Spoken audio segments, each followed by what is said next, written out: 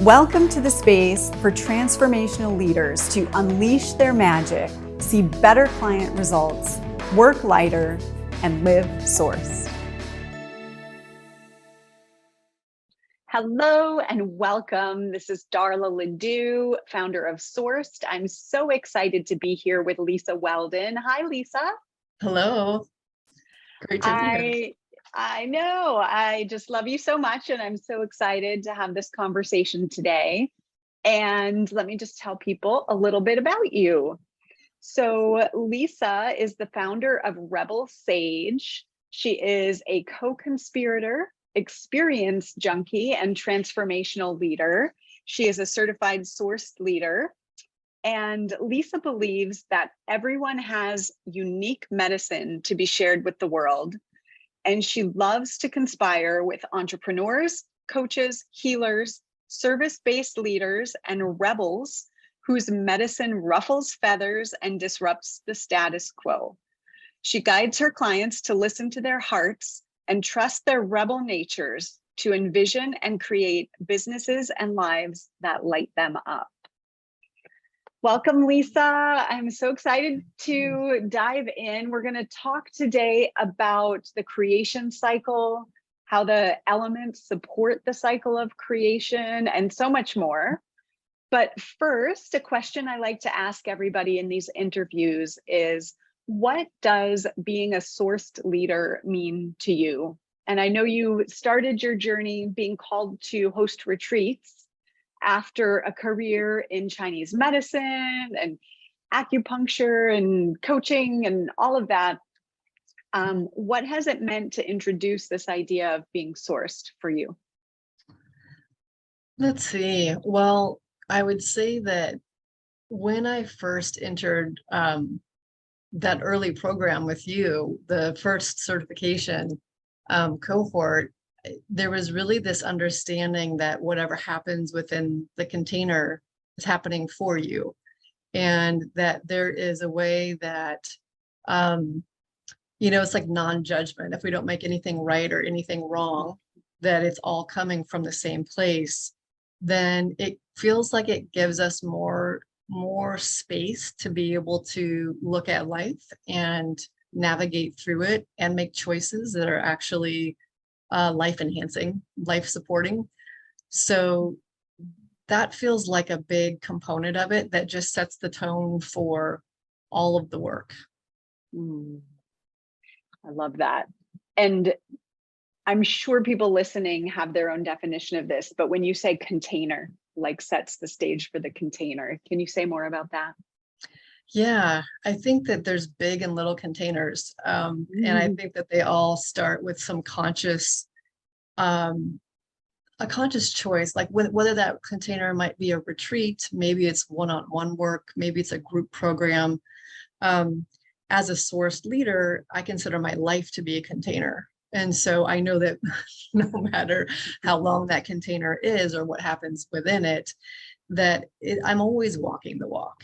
And so That's what I mean by container. It's like an intentional space where we can allow new awarenesses to emerge and know that we're being guided to really know ourselves deeply. You know, I'm thinking about your work with Chinese medicine, and people might come to you for that for all kinds of different reasons, and some with an awareness that transformation is going to happen in this container, and some that are there like, fix me, or, tell me what to do. And I know you've evolved who you serve based on that.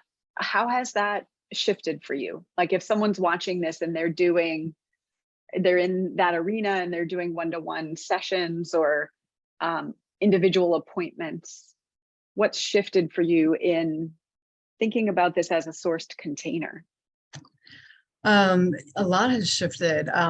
For the biggest shift is that I really am not medicine forward anymore. So the conversation has changed such that, people coming to me are more coming for help with navigating life, navigating their businesses. And So if I feel like the physical component is part of maybe what is they're experiencing as a limitation, or they're not showing up energetically in a way that can easily be remedied, or looking at the physical could be helpful, then I'll bring it in that way. But back when I was in practice with Chinese medicine, it was very much that the conversation had evolved into a place where we need to look in the energetic realm where all of physical conditions or imbalances begin. So that felt like a huge conversation change. And the evolution, I guess, of that has been that that's where I start the conversation. And so people are coming in for different things now that feel like it's in greater alignment with the sourced conversation. So, but back when I was in practice, the fix it mode, I mean, who doesn't want to be fixed? Who doesn't want the magic bullet? It's right. very, very seductive. But rarely have I found that to be how things pan out. So, but it's not any different than people that I work with now. I think fix it is a very Western mentality and mindset. So I think that no matter what lens you're looking at, whether it be physical or if it's in coaching or mentoring, we can adopt the same principles based on the perspective that we're coming in with. So I think that, I'm just thinking, so many people either are kind of taking your path and going, wait, actually, if we look at the energy and we work in the container, we get to the root more easily. And then I see people going into, well, let's look at the physical, but from an energetic standpoint. So I see people kind of crossing over in that way. So I like your story so much because it takes a lot of courage to say, okay, I've been doing it this way for a long time, and now I feel pulled to do it differently. A different truth is speaking to me. This feels more effective to me, or more fun. Yeah, absolutely. So, second question, if we succeed, Lisa, in creating this world where we know other humans are sourced, in other words, they're connected to their knowing, and we're going to have a long conversation about what that means for you today. But I imagine it like if people were all wearing the sourced t-shirts and we went, okay, you've got this. How would that change life? Well, it's a big question. I think life would look incredibly different. I think about like the lens I've been looking through recently very intensely is just the very basis of energy that we're creating our lives from. And whether that's a decision or it's a new trajectory that we're choosing. But even based on that fundamental principle of choosing to create in sourced energy versus default, that sets everyone off on a completely different path. So when I think about, institutions or leaders or people that hold a lot of influence in our world, I think that it would be a dramatically different world that we're walking around in. And it would be, I don't see it happening in big swaths of people. I think this is a grassroots movement that has to happen on an individual level and then taken out to larger groups. So it's exciting to think about that being a possibility of more and more people realizing their own connection. Yeah. Like I know you've been guided to go on the road. Yeah. And, what does that do for you energetically? So, you're going to talk today about the creation cycle and where the energy people are creating from. Can you talk a little bit about that just in your life with what you've got going on? Sure. So, I think sometimes when I'm, this is all coming from a calling. So when I receive a calling, then there's always, it's like, okay, here I go. I'm going to have choice after choice to decide what energy I'm going to create in. So hitting the road, we're uprooting as a family to go travel in South America and live for a year. And so what that puts into motion is ample opportunities to keep looking at and building an awareness of where are we creating from.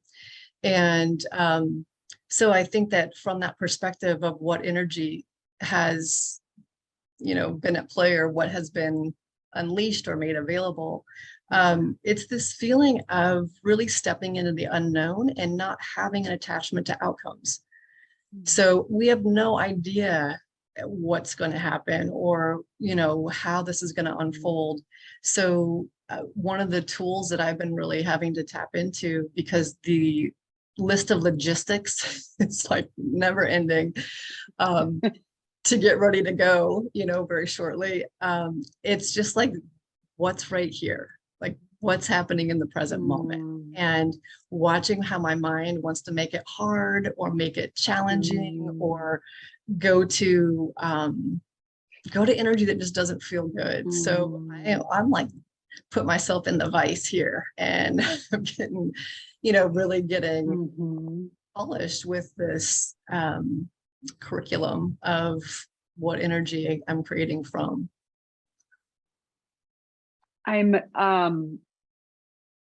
Yeah, I think it's interesting. I'm imagining myself going into logistics, or like into the head, like figuring it out, as opposed to, I'm imagining where you made the decision from was not from that place. No. So No. let's talk a little bit, Lisa, about what you see when you work with entrepreneurs who want to create something in the world, or want to do life in a different way. Talk a little bit about the cycle of creation and where you see people create from, and like what works and what doesn't about that. Sure. So with the cycle of creation, what I'm really nodding to is the 5 elements that come from my Chinese medicine background. And the 5 elements, it's a phasic, cyclical map that we can use to identify where we are. And I have found that with working with people, that we all have a certain bias for some of those phases of the cycle, and that we're really strong in them. And then there are some phases or elements that we just skip over or get really stuck in. So when I've been working with entrepreneurs, I am first getting a sense of where are they on the map, and where are they in their creative cycle? Is this still in the idea phase? Have they tried some things and moved it into action and need to kind of discern what the results have been? Getting a real sense of what's calling, what is their calling? How do they tune into what's calling to them?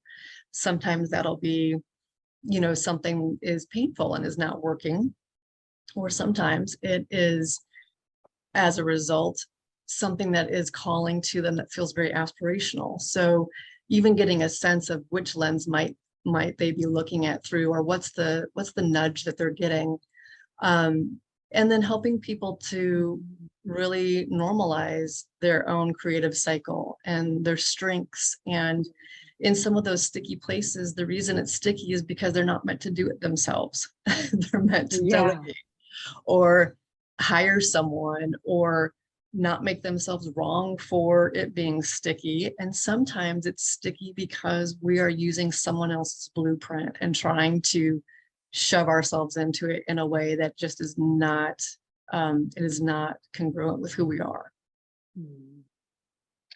Tell me a little bit about how you decided to use this approach. Like, what were you noticing going on with the clients you were working with that had you bring this forward? Yeah, so I would say the 5 elements have been breathing down my neck for years. And every time I would try to do something with them, I was actually trying to do it with my mind. So it would get stuck, and my own process would get stuck with it. It would stop, in fact. So by bringing this in, it's required me to be very much in my body with it and to understand that there is some natural movement that wants to happen. It always wants to happen. And that my job is really to be receptive and to feel what wants to emerge. And so with clients, I think that that's been part of the desire for me, is for them to have a map as a reference tool to understand their own creative process. I always throw like some human design in that too, because there's so much we can decipher from design that helps us to understand how we create. So, my hope is that people can understand that just like the seasons, we're always in some divine order, and it has a natural movement to it. And our role isn't to push it, to strive, to grasp, to do something that feels unnatural for us in it, but rather to find some harmony. And sometimes with working with entrepreneurs, there's a way that there is an imbalance with how they're relating to their business. So we do work around really seeing the business as its own entity, as its own being that has its own cycle. So it's been very illuminating for me with the work that I've needed to do around it. And also then to apply that to my work with my clients has been fun. It's like we can rest into it. Why is it so important for people to understand how they create? You've used that phrase a few times. Let's talk about that. Yeah. Well, I think that there is a way that, especially in our industry, there are so many how-tos. There are so many 17 steps to doing Yeah. And I think that there are places that it's really easy for someone who's bringing a heart-based offering into the world that's so tender and can feel so vulnerable. It can get squashed by some of the structure that lives out in the industry. So my sense of this is that what if we didn't have to go be someone else's thing, but we had our own thing that we could trust, and we could find our own way through it? Because whether you're creating in your business or your life, there's no difference. It's the same creative cycle, same creative steps. So I found a lot of people had this very dear vision, and that from the get-go, there would be ideas about the vision that actually weren't helpful to manifesting it. And so it's been, do you have an example of that? Yeah, like I had a client, she was in the fitness industry, and she had her own experience with body image and eating disorder, and had herself in a fancy program where it was really masculine, and it was like super efficiency, and you should be doing these many phone calls, this many DMs. And she was getting lost in it and felt like something just wasn't right about it, and she couldn't quite put her finger on it. So where that went was she blamed herself and felt shame because she couldn't keep up. She didn't have, like, her heart wasn't quite into it. And she felt like her way was different. And so that's one of the, like, an example of trying to fit into some other blueprint that just doesn't match your soul. So the idea about the vision is this vision of being someone who's on the phone, reaching out all the time, and that wasn't a match. Yeah, well, the vision was actually for her, it was to help people to learn how to take care of themselves, whether that was through eating or exercise or, all of the offerings that she had. But when she tried to market, like put that in the world of marketing, that's where it got all because she was trying to do it someone else's way and trying to keep up with this program that was very intense that just didn't fit her. So got it. Yeah, but her, her vision for what she wanted for other people and what she wanted for herself had a very different energetic feel to it than the things that she had been trying.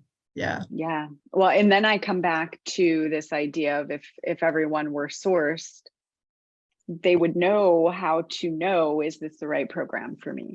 Yeah. Is this an energetic match? Does my soul feel safe here? Yeah. And make the choice from that place to begin with. Absolutely. Yeah. Beautiful. So I'd love to hear a little bit, I just did last week, literally a 5 elements visualization. And so I'm kind of curious to hear about the cycle of creation, if you'd be interested in sharing a little more detail with our listeners. And in the visualization, I noticed fire was kind of exciting, and fire has been present for me a lot in the last year, really.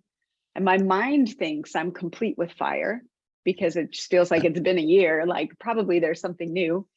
And then the metal felt really interesting, but also a little like, was it the metal? No, it was the earth felt really interesting, but I also felt a little bit of resistance around earth. Yeah. So if that gives you something to teach people from. Sure. So, I can just take us through the 5 elements and through the lens of how I'm using them. And, we'll start at the beginning. So we really start in water, the water element. So this is from a seasonal standpoint, this is winter.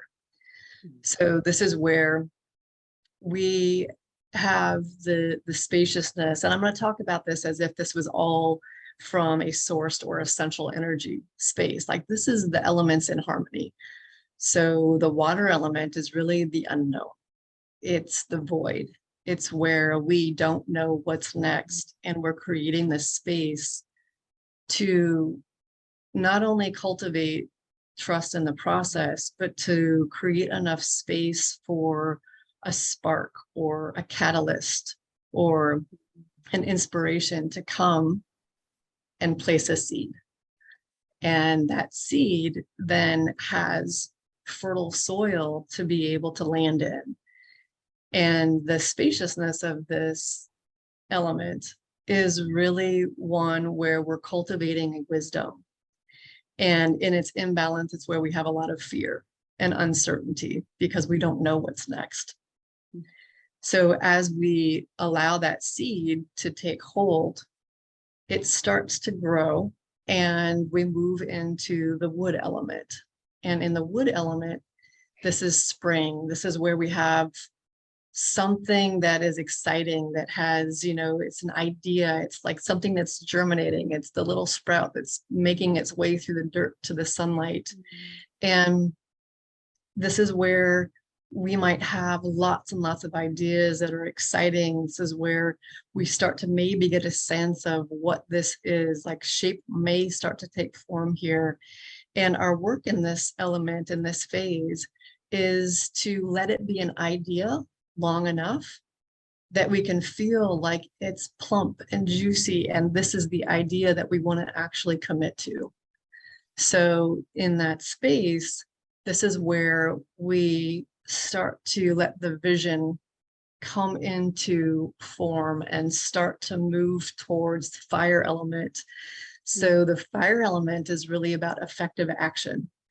This is where we have alignment, where we know, or we at least allow ourselves to experiment with, what piece of action could I move this vision forward with that would have me knowing more about it and would have me trusting that this is the vision that I want to move forward.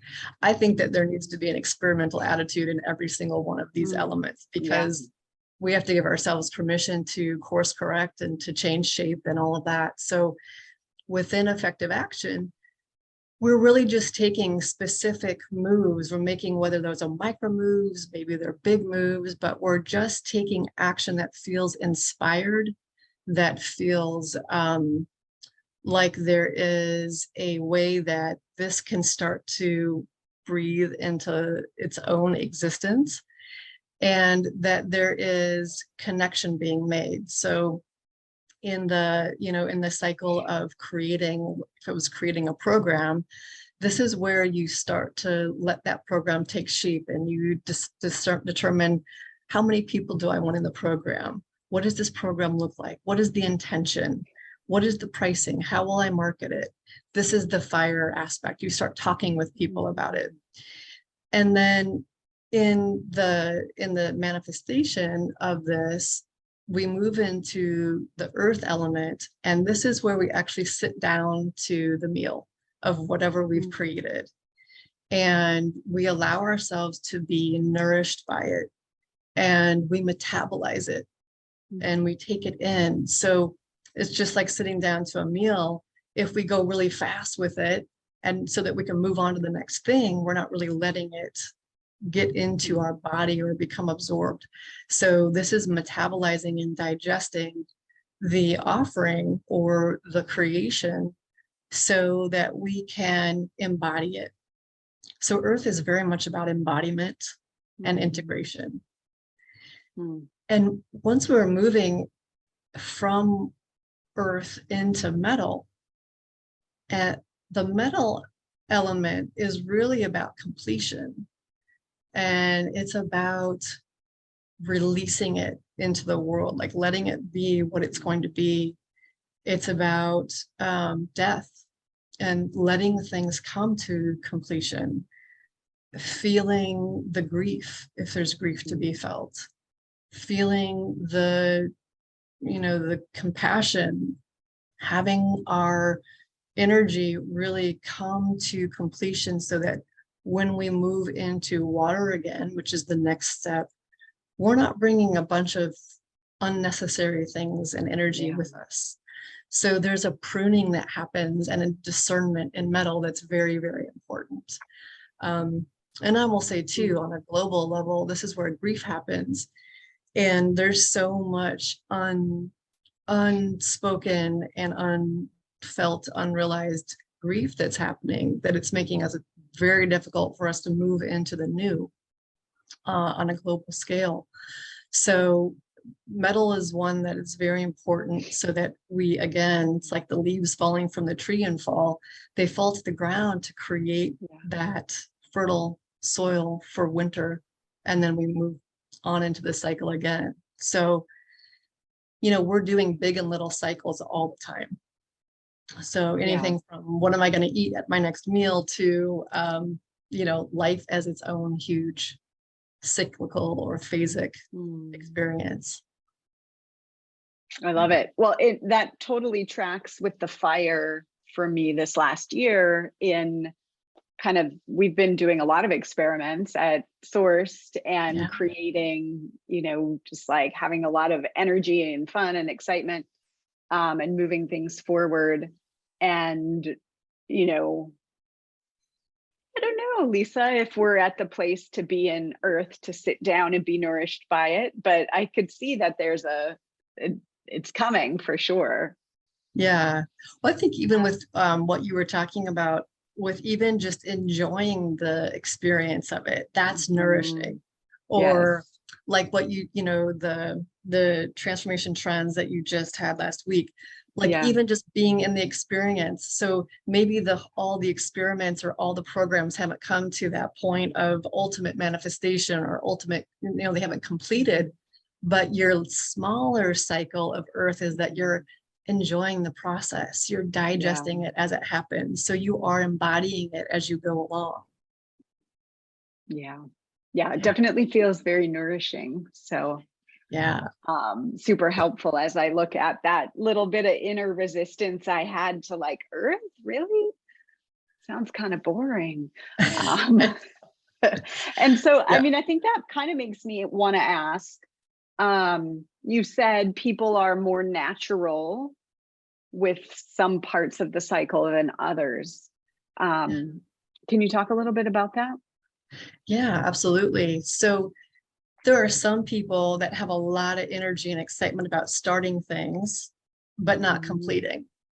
Or, I think when working with visionaries, there's so many ideas. It's really challenging sometimes to pluck the one to see what do you want to commit to? What do you want to, give air and time to?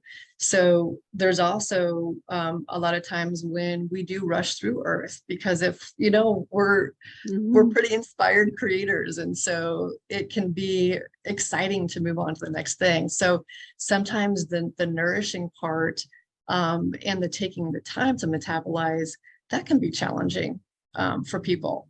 I also see that there's not a lot of, or I would say there can be some trickiness around the metal phase because sometimes we're off into the next thing before we've actually let ourselves prune and discern results, outcomes, what was good about it for me as the creator, what did my people take away from it.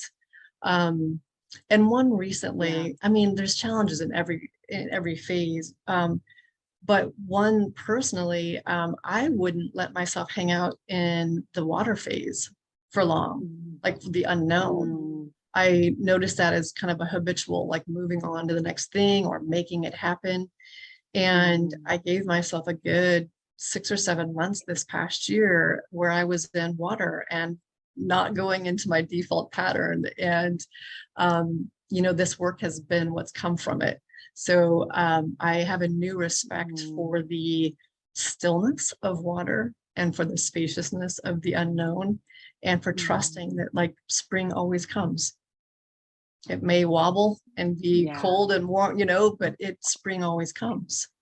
So, I'm thinking about your example with the client who was in the masculine mastermind and the number of calls, all that, right? There's nothing cyclical about that. Right. No. It's like peak performance all the time.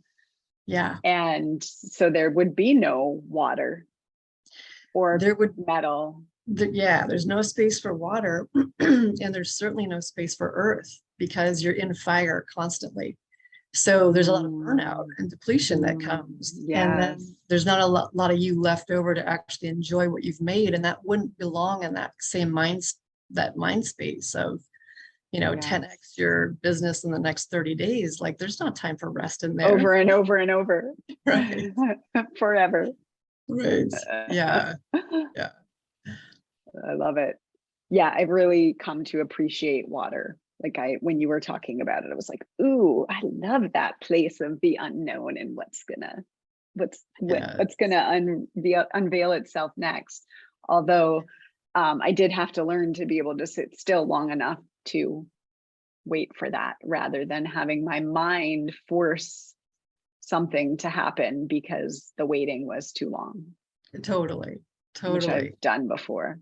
Yeah. And it's so, it's so seductive. Like spring is a very seductive element. And that kind of, that ability to even, coming back full circle to the beginning of our conversation, really being clear about, okay, I'm in water, but is the thing that's pulling me, is it from survival energy or default energy, or does it feel like it is sourced?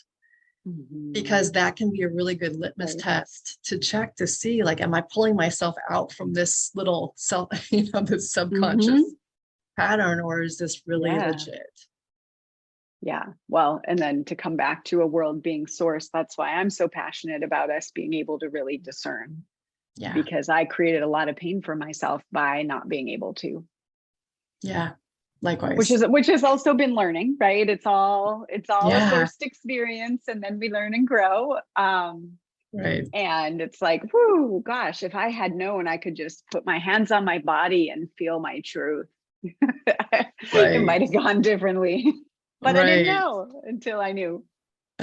I know. I do think though that with the, with our intentions, it's like, I know that there's we have to bump into life in order to learn. And I think that we're both coming from a place of like, well, but what if you knew yourself more and you could come to a place that felt like you had support around finding what truth felt like in your body.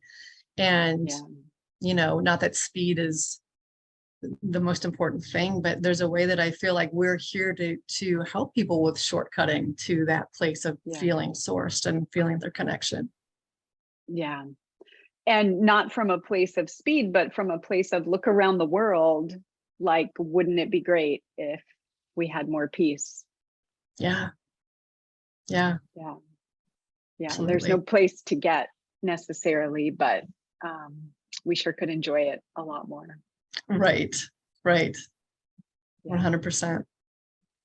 So Lisa, I know we wanted to touch on integration, which I feel like we did with going through the cycle, but is there more you'd want to say on that topic? So there's the creating, and then there's integrating.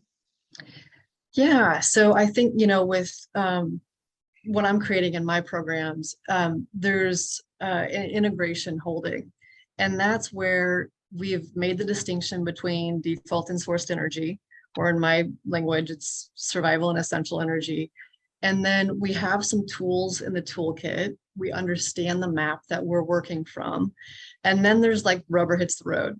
So that's the integration piece, where you get to have a supportive community that is walking and doing the same work that you are. And you have a place to keep returning back to be held in your experimentation and be held in those sticky spots. And I think it's through the repetition of that and cultivating the muscle of trust and cultivating your own inner guidance, that's the really, really important piece. So we need to have support. We can't see our own blind spots. Yeah, I just saw a post from a client about just in general about coaching, and I said, I can't even imagine not having support. When these things happen where we bump up against our edges and the things we can't see them. Right. We just can't. Yeah. Until we can. Because someone else goes, wait, I have a different view on that. Right. Right. And it's kind of fun, like, after you have some time, you put some time into this kind of work, it's kind of like, oh my God, the lightning bolts get bigger, I think, as we go along in it, because we can track and we have such more awareness of our own selves in it. It's like the support gets even more important because it feels like we can take it in and we have more earth element to take it in and do something with it and embody it. And our process then is a little bit more fluid.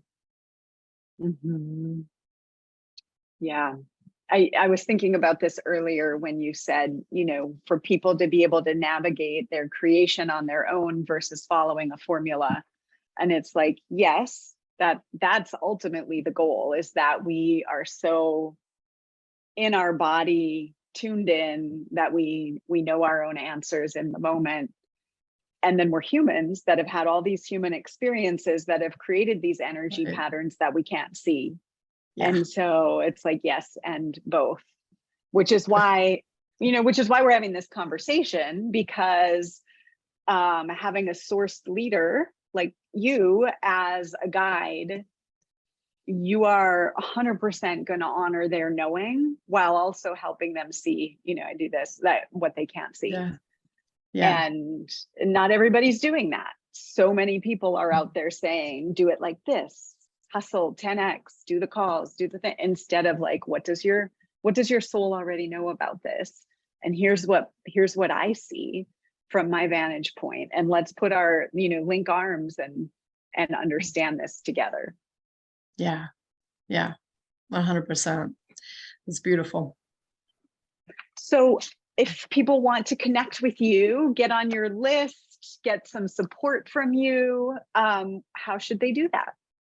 Sure. So you can find me at therebelsage.com. And on there is even a free class that you can take that really steps into the conversation of creating and the energy that you're creating from. So welcome anyone to that offering, and you can find that on my homepage. Awesome. Yeah. Thank you, Lisa. Any parting words for people? So fun to play with you like this. I know. Go create and know where you're creating from. Get curious. I love it. Yes. Awesome. Thank you everybody for watching. The links are below this video and we'll see you soon.